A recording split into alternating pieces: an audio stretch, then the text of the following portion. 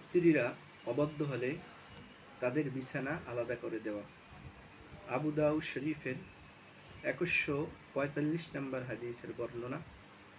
আন আবি হুররাত আর-রাকাশি আন আম্মিহি আন্না নবী সাল্লাল্লাহু আলাইহি ওয়াসাল্লাম قال فإن خفتم نشوزهن فاهجروهن في المضاجع।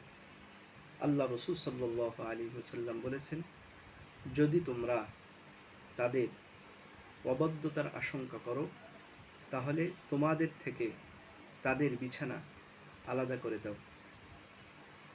স্ত্রীরা যদি অবাধ্য হয় তাহলে তাদের বিছানা আলাদা করে দেওয়ার নির্দেশ আল্লাহ রাসূল সাল্লাল্লাহু আলাইহি ওয়াসাল্লাম দিয়েছেন।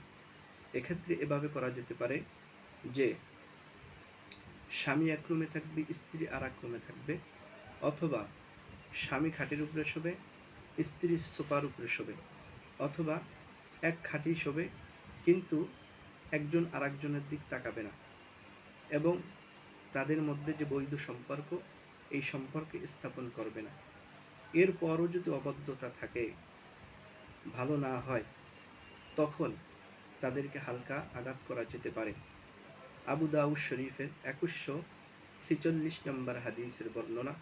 قال رسول الله صلى الله عليه وسلم لا تضربوا إماء الله। আল্লাহ রাসূল সাল্লাল্লাহু আলাইহি ওয়াসাল্লাম বলেছেন, তোমরা আল্লাহর বান্দীদেরকে মেরো না। فجاء عمر رضي الله عنه إلى رسول الله صلى الله عليه وسلم فقال دائرنا النساء على أزواجهن। তখন হযরত ওমর রাদিয়াল্লাহু আনহু এসে আল্লাহ রাসূল সাল্লাল্লাহু আলাইহি ওয়াসাল্লামকে বললেন, নারীরা তাদের স্বামীদের অবাধ্য হয়ে গেছে। ফারাখাসা ফি দরবিহিন্না। তখন তাদেরকে হালকা আঘাতের অনুমতি আল্লাহ রাসূল সাল্লাল্লাহু আলাইহি ওয়াসাল্লাম দিলেন। ফাতাফা বিআলি রাসূলিল্লাহ সাল্লাল্লাহু আলাইহি ওয়াসাল্লাম নিসাউন কাসীরুন ইয়াশকুনা আজওয়াজাহুন্না।